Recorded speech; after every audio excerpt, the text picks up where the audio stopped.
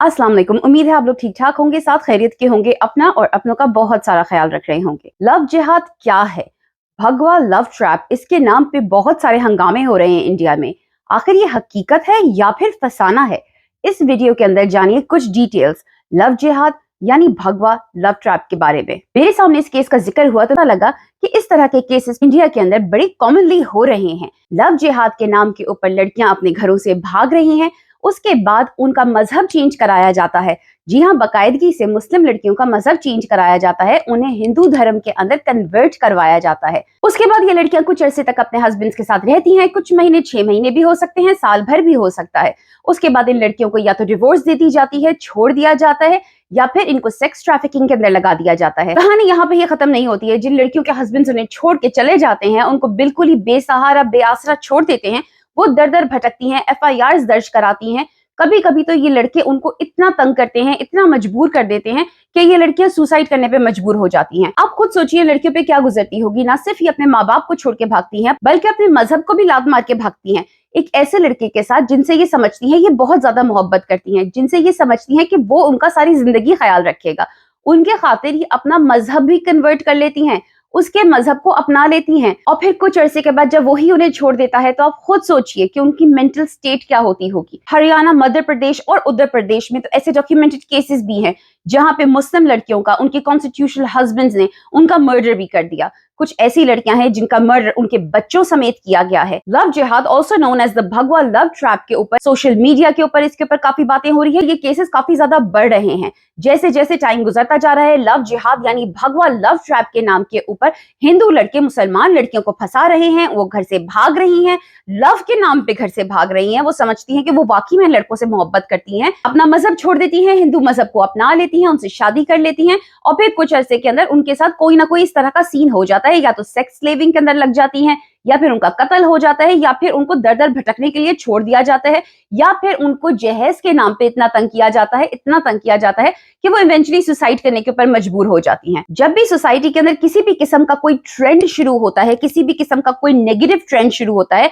तो उसके पीछे कोई ना कोई थॉट होती है, कोई ना कोई थिंकिंग होती है, कोई ना कोई प्रोसेस होता है जो चल रहा होता है। मैं ये चीज जानती थी कि इतने बड़े लेवल पे अगर कोई काम हो रहा है तो कोई ना कोई पॉलिटिकल मोटिवेशन जरूर होगी इसके पीछे। आप बॉलीवुड को ही देख लीजिए, बॉलीवुड कितनी बड़ी इंडस्ट्री है। पाकिस्तान में भी लोग बॉलीवुड के एक्टर से मोहब्बत करते हैं, उनको चाहते हैं, लेकिन इंडिया में जो कि इन बॉलीवुड एक्टर्स का अपना घर है, मुसलमान बॉलीवुड एक्टर्स को, जो कि एस्टैब्लिश्ड मुसलमान बॉलीवुड एक्टर्स हैं, बड़े बड़े नाम हैं, उनको सिर्फ मुसलमान होने की सजा मिलती है। उनकी मूवीज रिलीज नहीं होती हैं, उनकी मूवीज अगर रिलीज होती हैं तो तब तमाशे होते हैं, लड़ाई झगड़े होते हैं। आखिर ऐसा क्यों होता है? 1947 से लेके अब इतने साल हो चुके हैं, अभी तक they can not get over the Hindu Muslim thing. अभी तक ये लोग बैठ के हिंदू मुस्लिम फसादों के ऊपर लड़ाई झगड़े कर रहे हैं, और इस चीज को पॉलिटिकल लीडर्स जो हैं वो एक हवा बना के पेश करते हैं, और जब भी उन्हें अपनी करप्शन को छुपाना होता है वो फौरन ही हिंदू मुस्लिम फसाद निकाल देते हैं। जैसे हमारे पाकिस्तान में शिया सुन्नी फसाद निकलता है, वैसे ही इंडिया के अंदर हिंदू मुस्लिम फसाद निकल आता है। तो इंडिया में क्या हो रहा है? पॉलिटिशियंस जो हैं ये बाकायदा स्पीचेस दे रहे हैं, ओपनली स्पीचेस दे रहे हैं, इनको किसी किस्म का कोई खौफ नहीं है, ये कोई पीठ पीछे किसी के नहीं दे रहे, ये कोई डार्क वेब के ऊपर ये स्पीचेस नहीं दे रहे, ये बाकायदा ओपनली ये बयानात दे रहे हैं, और ये कह रहे हैं कि भाई हमारे मुल्क के अंदर लड़कियों की तादाद ज्यादा है, लड़कों की तादाद कम है, तो मुसलमानों को अपने इतनी % लड़कियां देनी पड़ेंगी। कुछ पॉलिटिकल लीडर्स जो हैं वो तो ये भी कहते हैं हम आपको कई लाख रुपए देंगे और आपको 6 महीने का खाना पीना सब कुछ प्रोवाइड करेंगे। अब इंडिया जैसा मुल्क जो कि बहुत गरीब है, जहाँ पे गुर्बत बहुत है, खाने पीने के लाले पड़े रहते हैं वहां पे हर वक्त, तो कौन लड़का नहीं चाहेगा कि 6 महीने का खाना पीना उसे मुफ्त में मिल जाए? कौन नहीं चाहेगा कि वो लड़की को लेकर आ जाए, उसका मजहब चेंज करवा दे, और फिर उसे लाखों रुपए भी मिल जाएं? यहाँ पे कहा जाता है कि डाउरी यानी कि जहेज वो इलीगल है, लेकिन बहुत ही आराम से वो इलीगल काम को लीगली किया भी जाता है। ससुराल वाले जो होते हैं उनकी आंखों से तो लालच ऐसे टपक रही होती है, ऐसे टपक रही होती है जैसे किसी ने नलका जो है वो फुल स्पीड पे खोल दिया हो। वो बाकायदगी से आके कहते हैं आपकी जितनी मर्जी हो दें, आप तो अपनी बेटी को दे रहे हैं, हमारे बेटे को तो कुछ नहीं दे रहे। पेपर पर कानूनी तौर पे जहेज मांगना, जहेज लेना, जहेज की डिमांड करना इलीगल है, लेकिन क्या ये काम नहीं होता इंडिया में? होता है, लाजमी होता है।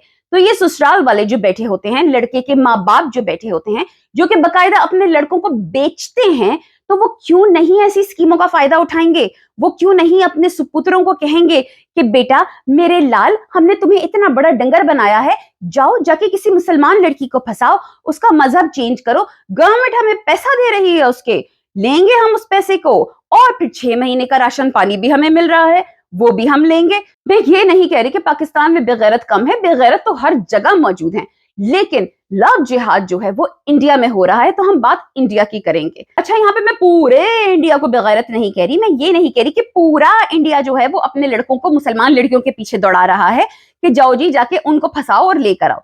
यहाँ पे मैं चंद बेगैरतों की बात कर रही हूँ, ठीक है, लेकिन ये थोड़े से बेगैरत भी अगर ज्यादा बेगैरती के ऊपर आ जाए तो फिर वो मसला बड़ा हो जाता है, मसला फिर इंडिया का हो जाता है, उससे फिर लोग अफेक्टेड होना शुरू हो जाते हैं, उससे फिर आपकी, जी हाँ इंडिया, आपकी रेप्यूटेशन के ऊपर असर आना शुरू हो जाता है। तो हाँ, इस बात को समझना बहुत जरूरी है कि ये लव जिहाद शुरू कहां से हुआ। ये लोगों से नहीं शुरू हुआ है, लोगों ने इस चीज को नहीं इनिशिएट किया है। ऐसा नहीं हुआ कि एकदम से यूथ उठी, पागल हुई और ये लव जिहाद के नाम के ऊपर फसाद करना शुरू हो गया। ये शुरू कहां से हुआ? पॉलिटिक्स से शुरू हुआ है। तो इन पॉलिटिकल लीडर्स ने इन बच्चों को कहा और ये बयानात दिए, इनके दिल में लालच डाली, इन फैमिलीज के दिल में लालच डाली जो कि ऑलरेडी गरीब हैं, जो कि ऑलरेडी सफर कर रहे हैं, कि हम आपको खाना पीना देंगे, 6 महीने का देंगे, उसके साथ साथ हम आपको कई लाख रुपए भी देंगे, और आप जाइए जाके लड़की को फंसाइए, प्यार मोहब्बत व्हाटएवर, आप शादी करिए, मजहब चेंज करवाइए, अपने घर लेकर आइए और लीजिए ये अपना इनाम ले लीजिए। अब जब इस तरह के केसेस होने शुरू हो जाते हैं, इसके बाद इसका एक आफ्टर इफेक्ट होता है, क्योंकि every action has an equal and opposite reaction. तो अब आता है रिएक्शन मुसलमानों की तरफ से। वो ऑलरेडी गुस्से में, क्योंकि उनकी बहनें घर से भाग गई हैं यार, और उसके बाद जब उनकी बहनों के साथ ज्यादती हो रही है और वो वापस आ रही हैं कि हाँ भाई हमारे साथ तो धोखा हुआ है, तो ऑब्वियसली गुस्सा तो आएगा ना। अब इसका रिएक्शन जो हम देख रहे हैं वो देख रहे हैं हम सोशल मीडिया के ऊपर, वो हम देख रहे हैं इंडिया की रोडों के ऊपर, वो हम देख रहे हैं इंडिया के कैफेज और मल्टीप्लेक्सेस के अंदर। यहाँ पे बात हद से ज्यादा आगे बढ़ रही है, क्योंकि यहाँ पे लोग क्या कर रहे हैं, वो देखते हैं अगर किसी हिंदू लुकिंग लड़के को मोटरसाइकिल पे जाते हुए या किसी कैफे में बैठे हुए और उसके साथ कोई मुसलमान लुकिंग लड़की बैठी है, यानी हिजाब वगैरह पहने हुए कोई लड़की बैठी हुई है, तो वो फौरन आ जाते हैं, वो उसके भाई, उसके दादा, उसका बाप बन के फौरन आ जाते हैं और सबसे पहले उसको इस्लाम के ऊपर लेक्चर देना शुरू कर देते हैं कि तुम्हें पता है तुम क्या कर रही हो, ये शरीयत के खिलाफ है, ये इस्लाम के खिलाफ है, तुम अपनी फैमिली का नाम डुबो रही हो, ये लव जिहाद के नाम पे तुम्हें धोखा देगा। अच्छा, वो लड़की उसकी गर्लफ्रेंड ना भी हो तब भी उन्हें लेक्चर मिल रहे होते हैं, वो कह भी रहे होते हैं यहाँ पे ऐसा कोई सीन नहीं है, यहाँ पे कोई लव शव वाला कोई सिलसिला नहीं है, लेकिन फिर भी उनको लेक्चर दिया जाता है पूरा का पूरा। कुछ केसेस के अंदर लड़के को उठा के पुलिस स्टेशन में ले जाते हैं, कुछ केसेस में लड़की की फेटी लगा देते हैं, कुछ केसेस के अंदर लड़के की तस्वीरें जो है सोशल मीडिया के ऊपर डाल देते हैं। खाली लड़के की ही नहीं, लड़की की तस्वीरें भी सोशल मीडिया पे डाल देते हैं। अगर लड़की ने नकाब किया हो तो उसका नकाब बकायदा खुद से नीचे उतारते हैं और फिर उसकी तस्वीरें सोशल मीडिया पे डाल देते हैं। अब सोशल मीडिया के ऊपर 2 टाइप के ग्रुप्स हैं। एक टाइप का ग्रुप जो है वो ये कहता है कि भाई क्यों तस्वीरें डाल रहे हो इन लड़कियों की, लड़कों की डाल दी तो ठीक है भाई, हिंदू लड़के हैं, ये बेगैरत हैं, अच्छा हुआ इनकी तस्वीरें तुमने डाल दी, ये लव जिहाद के नाम पे धोखा कर रहे हैं हमारी लड़कियों के साथ, बहुत अच्छा हुआ तुम लोगों ने इन्हें एक्सपोज किया। लेकिन यार हमारी लड़कियों की तस्वीरें क्यों डाली हैं? ये लड़कियां तो मासूम है, नादान है, कोई बात नहीं, आगे जाके अपना रास्ता बदल लेंगी, चेंज हो जाएंगी, अच्छी हो जाएंगी, इनकी जिंदगियां क्यों खराब कर रहे हो? अब जो दूसरा ग्रुप है मुसलमानों का, वो कहता है तुम लोग पागल हो, अच्छा हुआ इनकी तस्वीरें डाल दी, बहुत अच्छा किया तुम लोगों ने इनकी तस्वीरें डाल दी, हम जैसे शरीफ सीधे साधे लड़कों के गले इस तरह की लड़कियां पड़ जाती हैं तो हमारी जिंदगियां खराब हो जाती हैं, अच्छा है कि तुम लोगों ने इन्हें एक्सपोज कर दिया।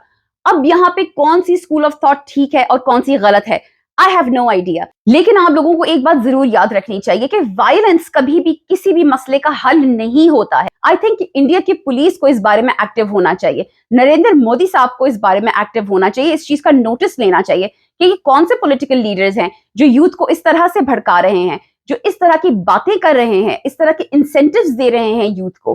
क्या नरेंद्र मोदी साहब आपकी तरफ से ये अलाउड है? क्या आपने ये चीज इनिशिएट कराई है जो ये छोटे लेवल के पॉलिटिशियंस इस तरह की बातें कर रहे हैं, आपके मुल्क के अंदर इंतशार फैला रहे हैं? आपके मुल्क में हिंदू और मुस्लिम एक साथ सुकून से क्यों नहीं रह सकते? आखिरकार इंडिया इतना ज्यादा इनटॉलरेंट क्यों है मुसलमानों के टुवर्ड्स? अच्छा, अगर आपका मुल्क इतना सिक्यूलर है कि आप लोग हर तरह के रिलीजन को एक्सेप्ट करते हैं, हर तरह के रिलीजन को एम्ब्रेस करते हैं, तो फिर आप लोग मुसलमानों को बर्दाश्त क्यों नहीं कर सकते? हिंदू मुस्लिम फसाद को जाने दे यार, ये सब आप ही के मुल्क का हिस्सा है और आप उन्हीं के बीच में फूट डाल रहे हैं। नहीं नहीं नरेंद्र मोदी साहब, मैं आपको नहीं कह रही, मैं तो आपके नीचे बैठे हुए उन पॉलिटिकल लीडर्स को कह रही हूँ जो इन सब चीजों को इस्तेमाल करके अपनी करप्शन छुपाने की कोशिश करते हैं। आप तो माशाल्लाह से बहुत ही दयानतदार और ईमानदार किस्म के इंसान है, आपसे किसी किस्म की करप्शन की उम्मीद तो कोई कर ही नहीं सकता। खैर गाइस, इंडिया हो या पाकिस्तान, पॉलिटिशियंस और करप्ट हो ही नहीं सकता। दूध के धुले हुए होते हैं, बिल्कुल मासूम। और चाहे आप कुरान पढ़ते हो या गीता पढ़ते हो, आपने उसमें ये तो जरूर पढ़ा होगा कि अपनी अकल को यूज करना चाहिए, अपने शऊर को यूज करना चाहिए। आप इस तरह से पागलों की तरह बैठे रहेंगे तो आपकी गोद में आके नहीं गिरेगी अकल। ये जानिए कि कहां पे आपको ट्रैप किया जा रहा है, कहां पे आपका इस्तेमाल किया जा रहा है और कहां पे सच्ची मोहब्बत है। मेरा तो शुरू दिन से यही मानना है कि सच्ची मोहब्बत वो होती है जो हमारे माँ बाप हमसे करते हैं, जो हमारे बहन भाई हमसे करते हैं। हाँ, अगर कोई क्लेम करता है कि वो आपसे सच्ची मोहब्बत करता है तो वो कभी भी आपको घर से भागने पे मजबूर नहीं करेगा। वो कभी भी आपसे ये नहीं कहेगा कि अपना मजहब छोड़ दो और मेरे मजहब में कन्वर्ट हो जाओ। वो हमेशा आपके घर इंसानियत से डिसेंटली रिश्ता लेकर आएगा, अपने माँ बाप को लेकर आएगा और शराफत के साथ आपको अपनी इज्जत बना के अपने घर लेके जाएगा। करण जौहर की ओवरली रोमांटिक मूवीज जो होती है ना, वो देखने में खाली अच्छी लगती हैं, लेकिन उनको अपनी जिंदगी के अंदर इंप्लीमेंट करने की कोशिश मत करिएगा। मेरी इस बात को याद रखिएगा, आपसे जो भी मोहब्बत करता है आपको इज्जत के साथ अपने घर लेकर जाएगा, ना आपको घर से भागने पे मजबूर करेगा, ना आपको आपके माँ बाप से बदतमीजी करने पे मजबूर करेगा, ना ही आपको किसी और किस्म की स्टूपिड किस्म की बातों में फंसाने की कोशिश करेगा। जो आपके साथ इस किस्म की हरकतें करने की कोशिश करे वो फ्रॉड है, वो धोखेबाज है, या फिर वो मूवीज बहुत देखता है और स्टूपिड और इमेच्योर है। ऐसे लोगों को आप साइड में कर दीजिए, ऐसे लोगों पे ध्यान देने की भी कोई जरूरत नहीं है। अगर आप अपना दिमाग यूज करेंगे, अपनी माँ बाप की इज्जत को सबसे ज्यादा टॉप प्रायोरिटी देंगे, तो आप लोग कभी भी इस किस्म के स्टूपिड लव ट्रैप्स या भगवा लव ट्रैप्स या लव जिहाद के नाम के ऊपर धोखे नहीं खाएंगे। अपना ख्याल रखिएगा, अपने अपनों का भी ख्याल रखिएगा। With that guys, I am gonna go now, take care, अल्लाह हाफिज एंड फी अमान अल्लाह।